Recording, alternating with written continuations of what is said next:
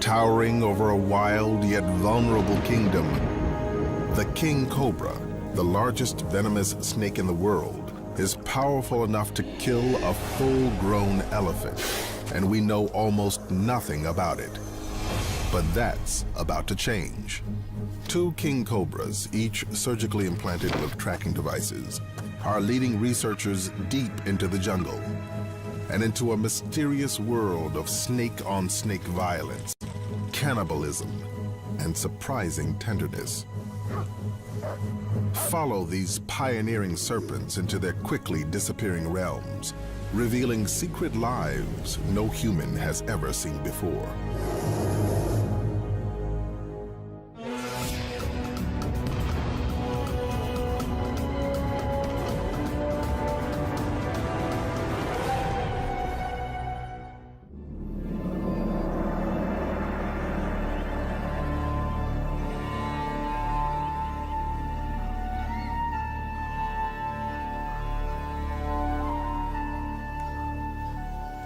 In the sun-dappled forests of India, a rat snake tastes the air for the scent of his prey.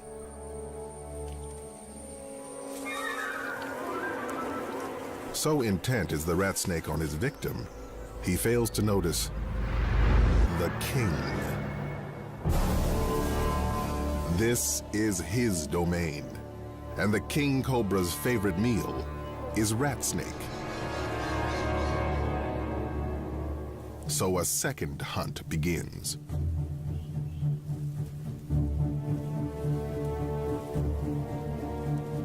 The rat snake sees his mistake, but it's too late.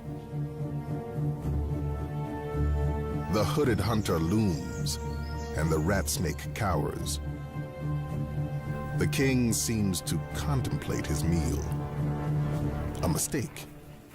There's an intruder in the kingdom.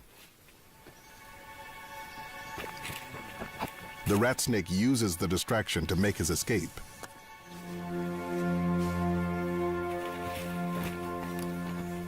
The king's dinner will have to wait. The king cobra grows up to almost 5.5 meters and has ruled the forests of India for millions of years. But this ancient creature lives in an increasingly human world, and its kingdom grows smaller every year. King cobras reside throughout Indonesia, Malaysia, and much of Southeast Asia, but a mountain range along India's southwest coast, known as the Western Ghats, has perhaps the highest density of king cobras in the world. The Ghats are one of the wettest places on Earth. Vast quantities of India's water run through its labyrinth of rivers and waterways.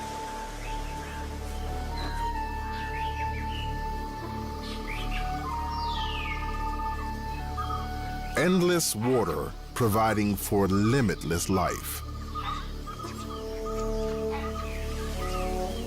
And countless species.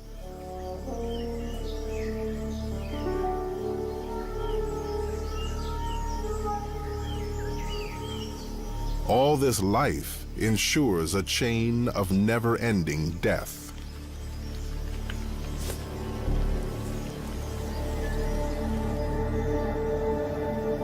But it's the king cobra that rules these forests.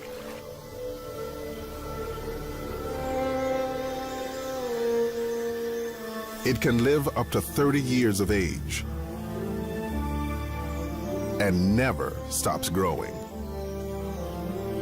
To accommodate this endless growth, the king must shed its skin 4 to 6 times a year. The first sign, its eyes become cloudy, from a milky secretion released to help separate old skin from new. When its eyes clear, it begins shedding. It can take up to 10 days to scrape the used flakes of itchy, irritable skin free. It's an anxious time in the life of a snake. and a bad time to seek out the company of humans. But houses offer warmth, shelter, and a choice of hiding places.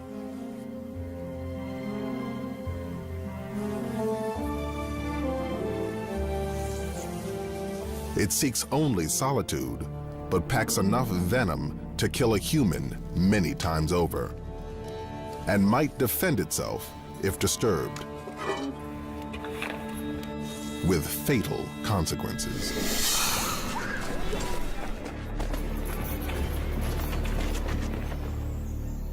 Fortunately, the villagers around here revere the king and know who to call when one takes up residence. Okay. Gauri Shankar, the conservation officer at the Agumbe Rainforest Research Station, has dedicated his life to saving and studying the king cobra. Gauri and the founder of the research station, renowned herpetologist Ram Whitaker, are about to embark on the most ambitious study ever conducted with the king. They want to capture and radio tag king cobras for the first time and follow them into the wild.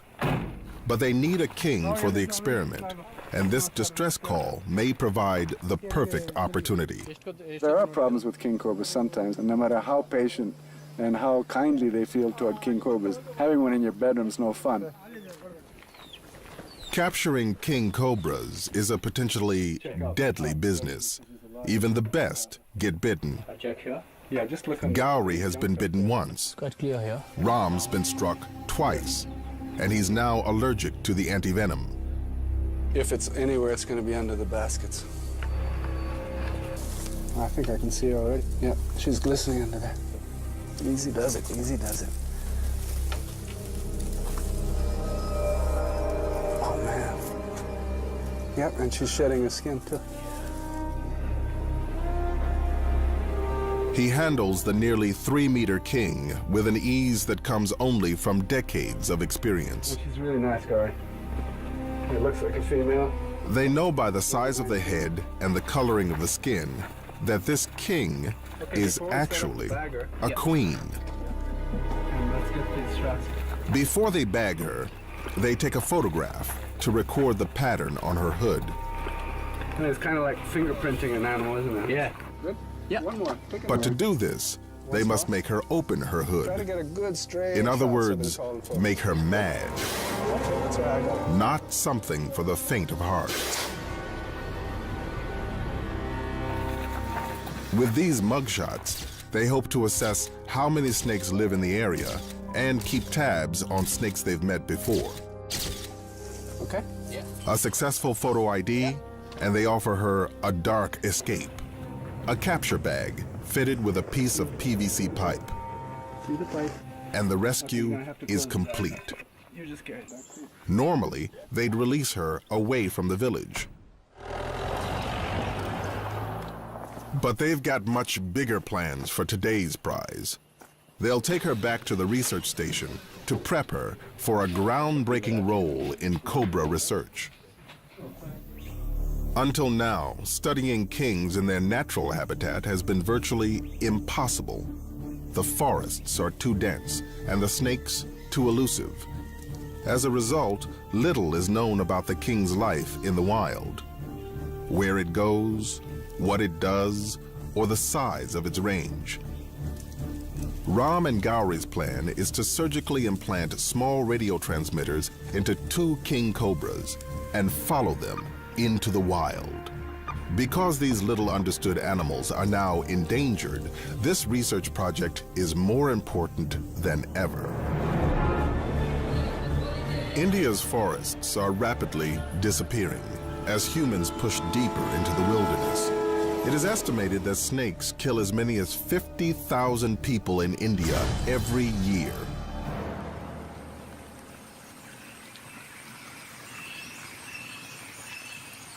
While the king cobra is the largest venomous snake in India, there have been only 4 reported deaths in South India in the past 20 years.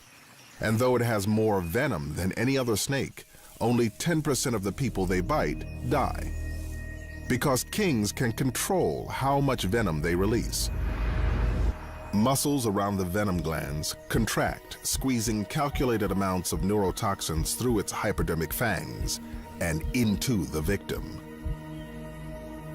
Or it can release none at all, which is often the case with humans. After all, venom is valuable. And the king is a prolific killer of other snakes. The king cobra's diet consists almost entirely of serpents.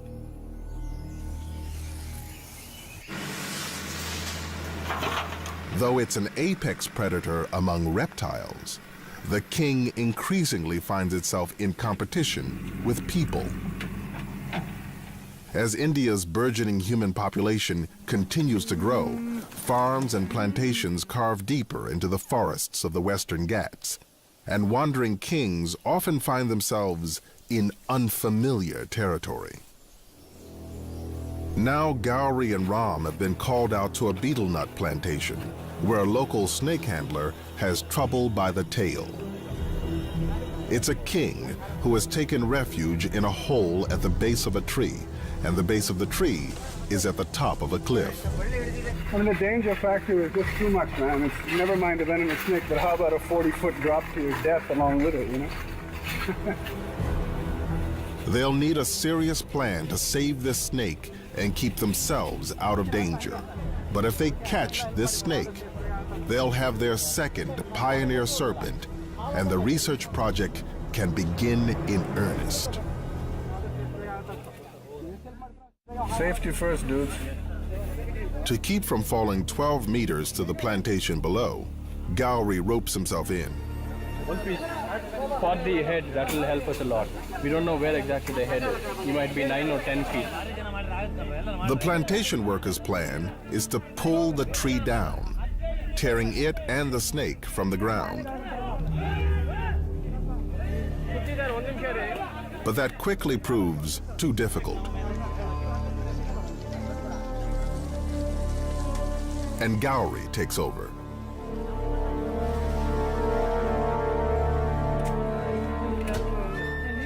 Carefully digging around the hole, he loosens the snake's grip on the earth.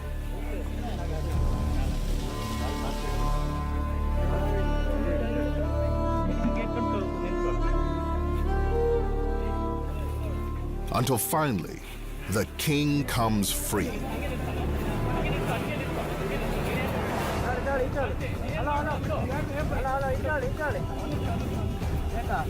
Now the local snake handler, perched precariously on the top of the cliff, finds himself face to face with an angry king.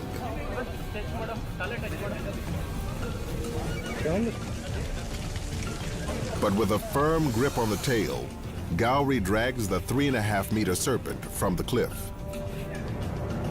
This snake is broader and lighter in color than the female they rescued earlier.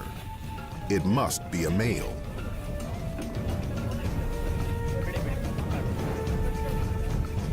As the audience gathers, Ram and Gowrie try to lure the serpent into the bag. And after some coaxing, the king obliges.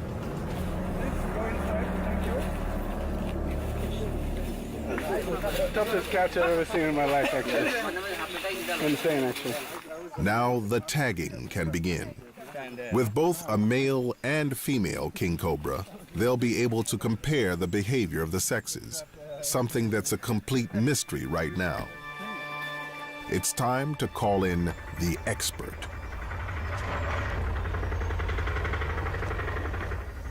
Matt Good is a herpetologist from the University of Arizona and a leading authority on tracking snakes. Long time no see, buddy. Well, it's difficult because the animals that we study are very secretive. You really have to be creative. There's just as much art in it as there is science, and you sort of got to think like a snake, I guess. Matt has implanted radio transmitters in hundreds of venomous snakes, but never a king.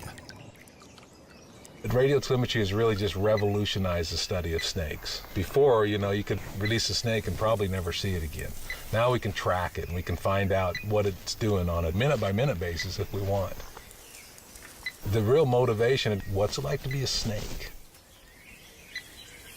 Yeah. Doc, go ahead and load up some anesthesia. Okay, then. At the station, the team preps the female for the unique operation, taking every precaution to ensure her safety. Now let's get some tape. They must estimate how much anesthetic to use. Too much, and she might not wake from her drug-induced sleep.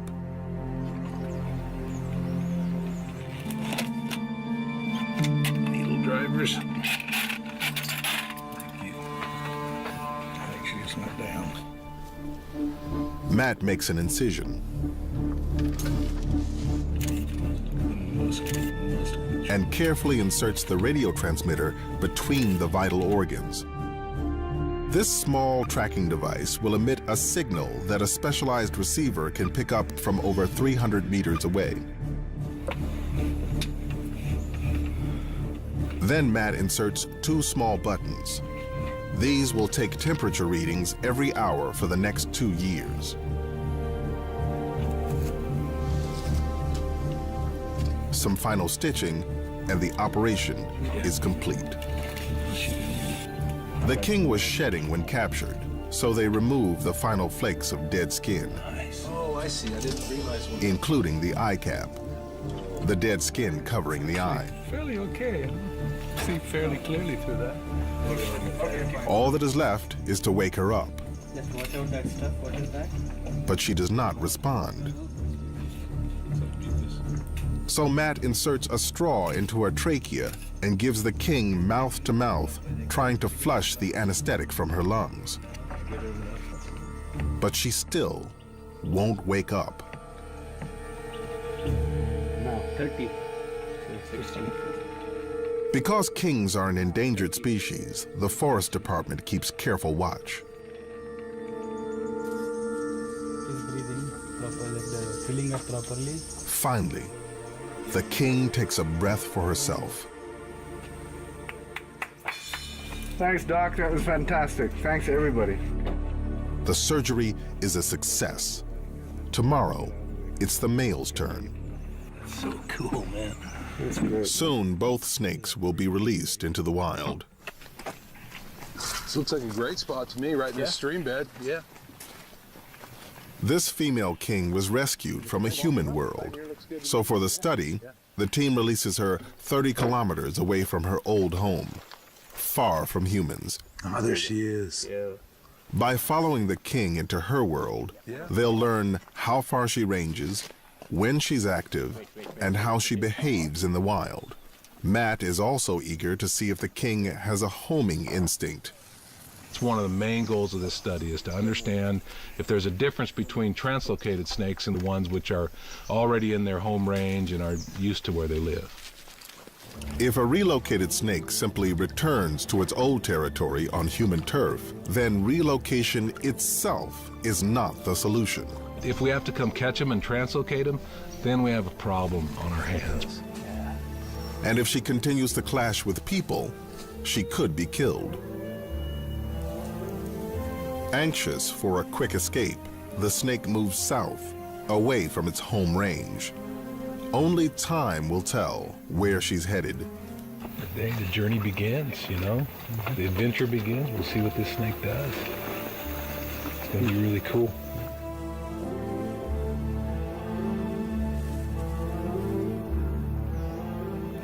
Matt and his students set out on the snake's trail, tracking as many as 8 kilometers a day. Man, I think we should head that way.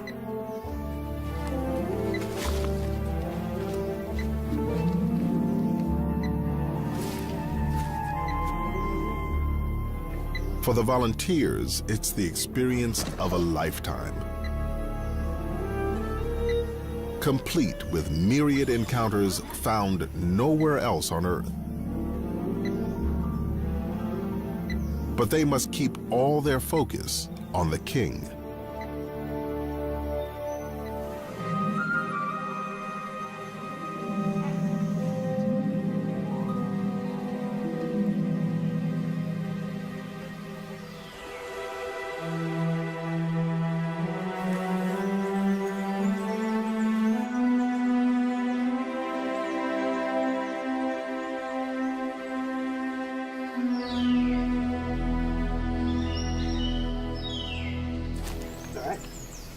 A few days later, they released the male king cobra, also armed with a tracking device.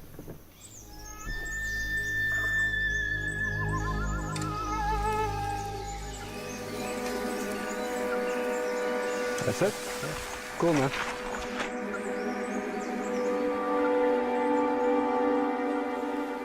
Food is his priority after his ordeal.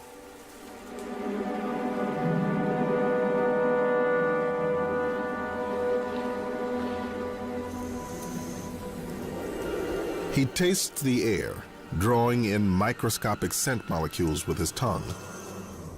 The tongue then transfers the molecules to a small organ, the Jacobson's organ, in the roof of the mouth. Here, the molecules are identified and the information is passed to the brain. One scent in particular rivets his interest: a rat snake. His keen vision pinpoints the victim. It too is a formidable hunter, growing almost 2.5 meters in length. But it's also the king's favorite food.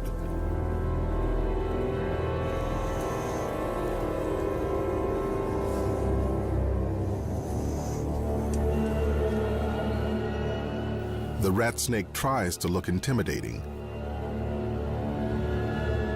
but it's outmatched in every way. The king cobra towers over his victim.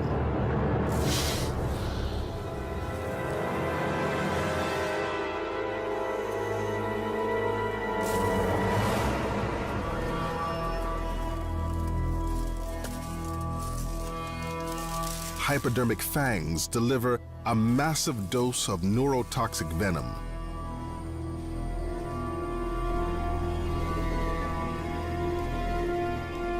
The rat snake is not venomous, so its desperate counterattack does little to deter this predator.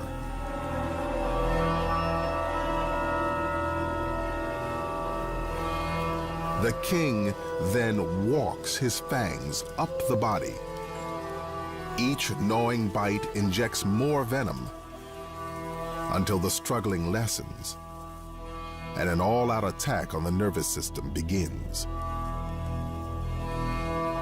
Eventually, the diaphragm and lungs are paralyzed and the victim asphyxiates. Kings always eat their prey head first. Backward-facing teeth help guide the victim down. The venom has already started to digest the rat snake from the inside out. It absorbs the entire snake, bones, scales, everything.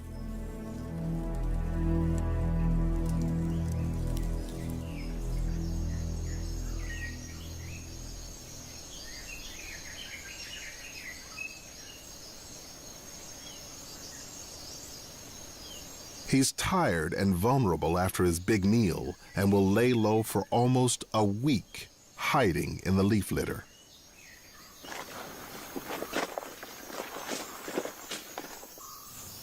The radio-tagged female is still on the move. For the eager volunteers, it's a trial by fire. Bad weather, treacherous terrain, and one of the densest populations of deadly snakes in the world makes tracking through these forests extremely dangerous. And trouble can come when least expected. Just a few days into the project, they lose the female snake's signal. Nothing, huh?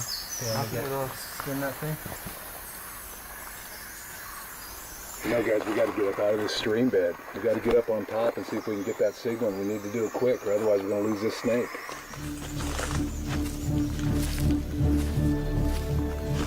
If they don't pick up the signal soon, the king could be gone forever. If following the tagged snakes proves impossible, the project will fail. Desperately, the research team scrambles to high ground, trying to regain the king cobra's signal. The tracking device implanted in her side broadcasts more than 300 meters, but in some conditions, it can be far less than that. Oh, there it is. We got it. Yeah, it's a long way away, so we're going to have to really move it. They finally locate the signal. But they must still visually locate the animal. There it is. We still got it.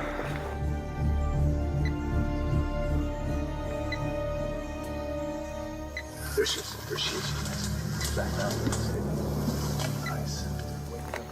Matt marks the area and takes a GPS reading of the location.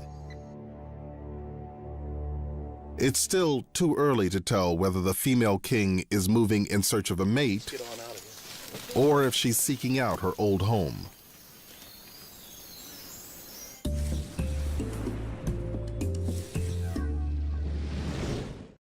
The ever-changing relationship between animal and environment has always pushed Mother Nature to the limit. The ability to adapt and evolve is what forges them together in order to survive. In a brand new series, we immerse ourselves in the beauty of nature as Nat Geo Wild goes to the ends of the earth to uncover a unique bond between... As the female king slithers, she secretes pheromones, leaving a potent scent trail along the forest floor. For the eager male who picks up the scent, it's a roadmap to her affections.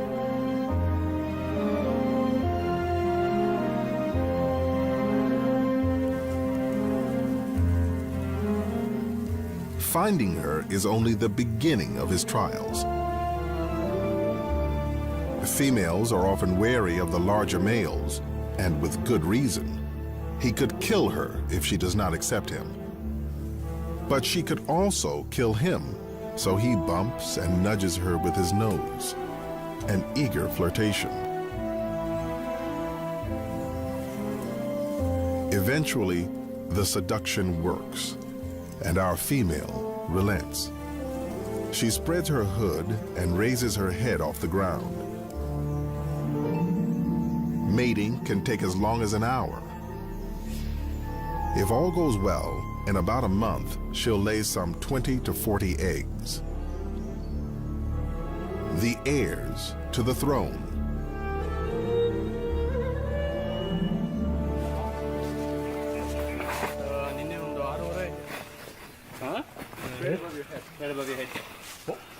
Big male. Not more than 20 kilometers away, the tagged male wanders back into a betel nut plantation. He's watching us. Yeah, he's watching us. The snake has climbed high into a tree. King cobras often climb in search of food or simply to bask in the sun.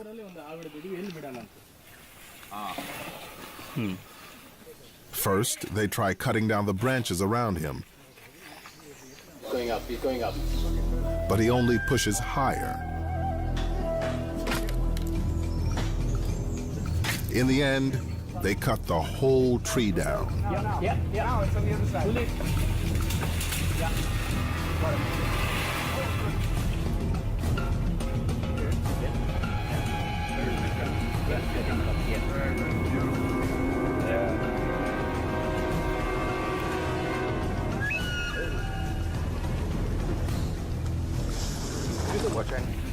Yep. They once again coax him into the bag. Good, easy catch. Wonderful. The tagged male's attraction to humans offers some troubling insights into the snake's behavior. Yeah, there he goes. Don't move, no one will move. If he's lost his fear of people, his behavior could be dangerous for serpent and human alike. With populations continuing to grow, finding a safe way to coexist with kings is a priority.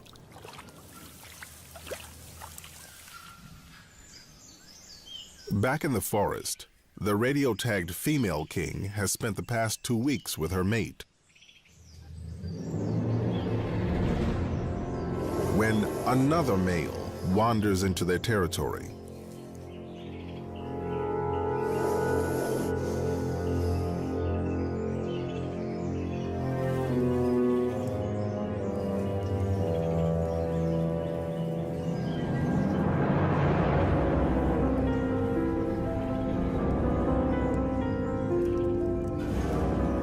During the breeding season, when two male snakes collide, everything is on the line. Often mistaken for a mating dance, this display is actually a form of ritualized combat. Unwritten rules govern the duel, and there's no biting allowed.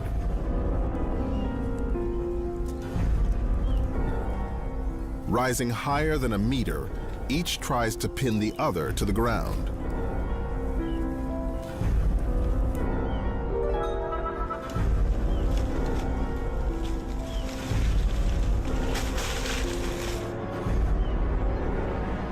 With a final, non-venomous blow, the contest is ended.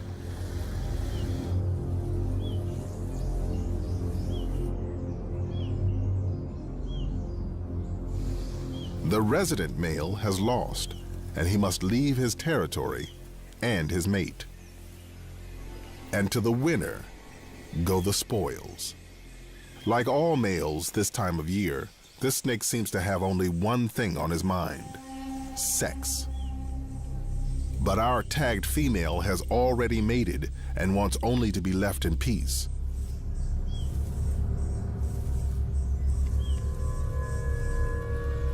Unfortunately, she is about to play out a horrifying scene.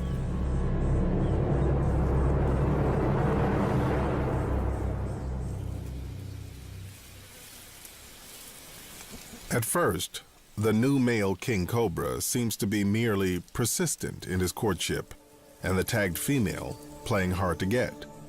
But she's carrying another male's eggs. Is it possible he senses the rival's offspring? For whatever reason, his intentions turn from mating to murder.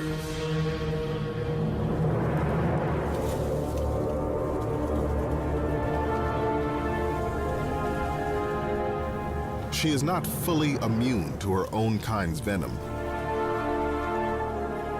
and he squeezes her in his vice-like jaws, pumping venom into her bloodstream.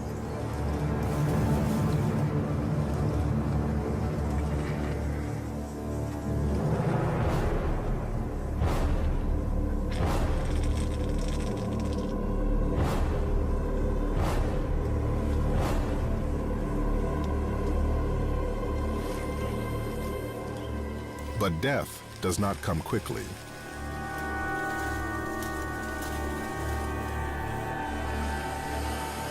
He is her physical superior, but she will not surrender.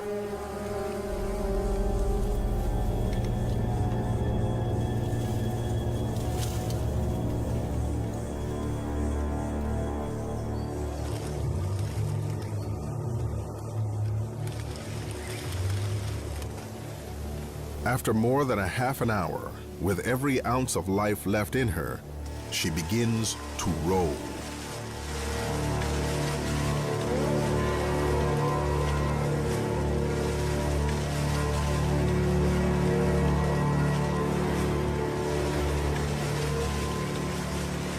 This death roll might be the final fight for freedom, or simply the final breath of life, but it signifies the end.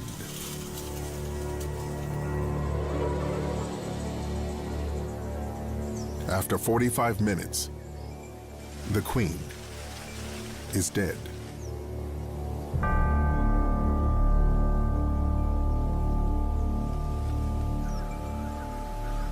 While the male's true motives for the murder are unclear, he is a snake eater, so he begins to swallow her. But he may not have killed her out of hunger. Whether he's just an aggressive male on the rampage, or if some other variable led to a breakdown in the rules of the game, we may never know for sure.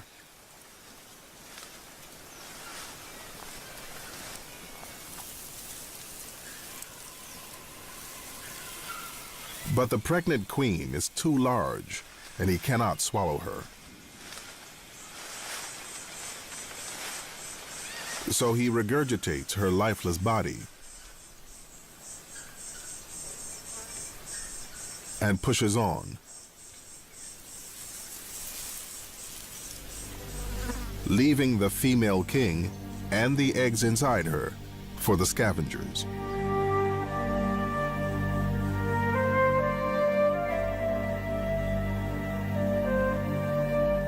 Life in the wild is a series of harsh realities, but for every tragedy, there is new hope. Oh, yeah. It's huge. Don't go there. Okay. Ram and Gauri have been notified of another female king, this one building a nest in a nearby tract of forest. Perfect. With a tagged female gone, they put the new female on 24-hour surveillance, hoping to witness the rise of the next generation. With the monsoons coming, the mother king's new brood will need shelter. She's the only snake in the world that builds a nest for her eggs, piling leaves onto a mound as tall as 1 meter high. That is so methodical, and that's why you have this symmetry. When she finished that side, she came exactly to the opposite side. When she finished that side, she came to the other side of the nest, and now she's coming this side. It must be perfect for the eggs to survive. High enough to avoid flooding, but sheltered enough to maintain the right temperature. The eggs must incubate at 28 degrees Celsius. It can take more than 12 hours of rigorous work.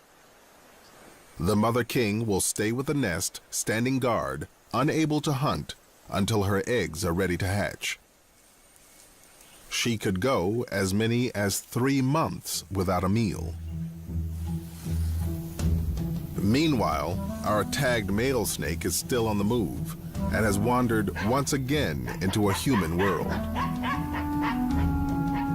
He is drawn here on the trail of a potential meal. A rat snake stalking a rodent right into someone's front yard.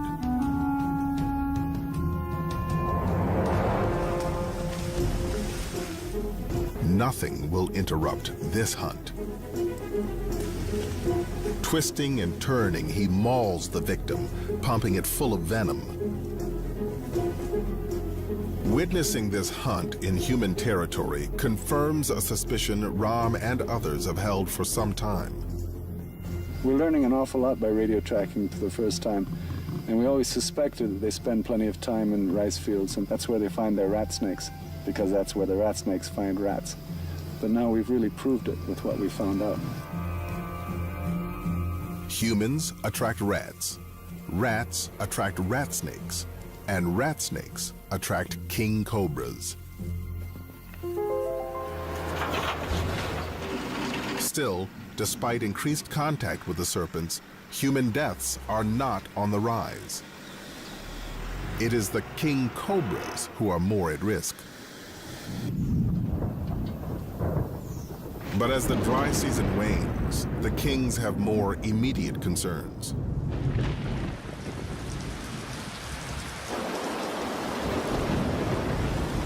The monsoons of the Western Ghats are legendary, dropping almost 9 meters of rain annually in some places.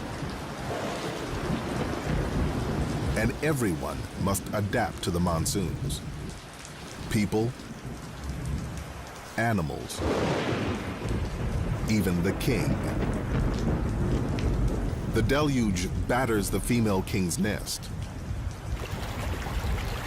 If the water rises too high, all her efforts will be lost, and all of her babies could die.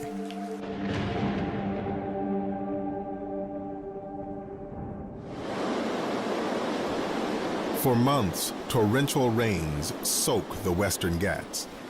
But millions of years of evolution have taught this mother well. The center of the nest stays dry, and the eggs are safe. Finally, after 100 days, the baby snakes are ready to hatch, triggering the hungry mother's departure. She is, after all, a snake eater, and no doubt hungry enough to eat her own young. So instinct drives her away in search of an unrelated victim. Deep in the nest, using a sharp, tiny tooth, a new king tears the leathery egg casing. and breathes its first breath.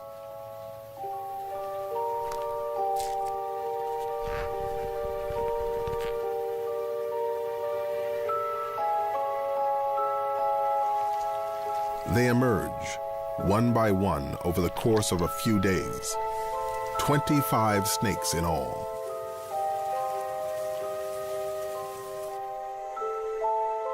Armed with a predatory hunger even at birth,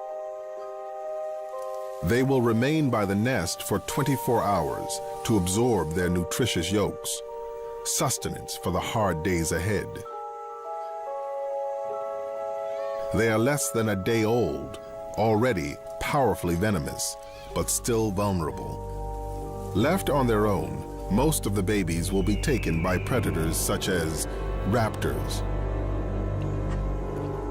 mongooses, even other snakes. Or they will die of starvation.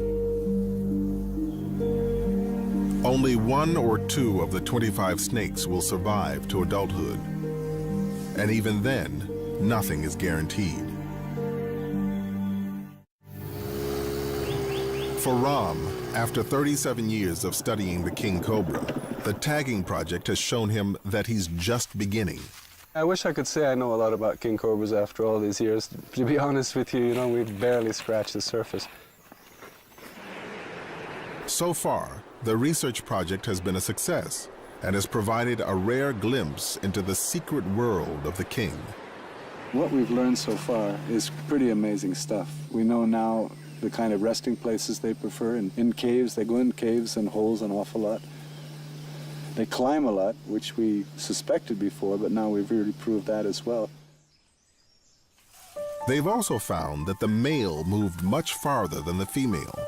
Before the female was killed, she traveled around 5 kilometers. But over the first 7 months, the tagged male snake has moved more than 75 kilometers, and he shows no signs of slowing down. But we had a sighting recently, and he looks in very good shape, which means he has been feeding, he has been drinking, he has been living well. We were always a little bit worried. This is the first time king cobra has ever been radio tracked. We don't want him to feel as though he's being chased by us. We want him to do everything naturally. But there are troubling discoveries as well. Researchers believe the male snake is moving in search of new territory. But it seems he's learned that human habitat is a good source of food, shelter, and warmth. And he's twice made his new home in our world. Simply relocating snakes away from humans is not the answer. But the solution remains a mystery. One thing is certain: as people expand deeper into the wilderness, something is bound to give. What we're looking at is a mosaic of forest, paddy fields, and plantations, and that's king cobra country. Year by year, the agricultural land is expanding right into the forest. King cobras really depend on this land as well. The Western Ghats have already seen their share of destruction. In the past century, undisturbed forest in the Ghats has dwindled from about 100,000 to a meager 13,000 square kilometers. Now a biodiversity hotspot, it is one of the most endangered ecosystems on Earth. India has lost about 80% of its rainforest, and that's our fear, that the rest of it could go, that we'll lose most of the king cobra's habitat. But the most intriguing discoveries from the tagging program have also been the most shocking. Since the project began, male kings have killed 2 pregnant female king cobras within a 20-kilometer radius. The researchers don't yet know whether the killers were rogue males on a rampage, or if the brutal killings of pregnant females is common among wild kings. The answers will only come with continued research. And the success of this pilot project will go a long way in advancing the study of the king. Here it is there? No. An autopsy of the dead female confirms that she was indeed pregnant. 6, 7, 8, 9, 10, 11, 12, 13, 14, 15, 16. There's one more. Carrying 17 eggs when she met her untimely end.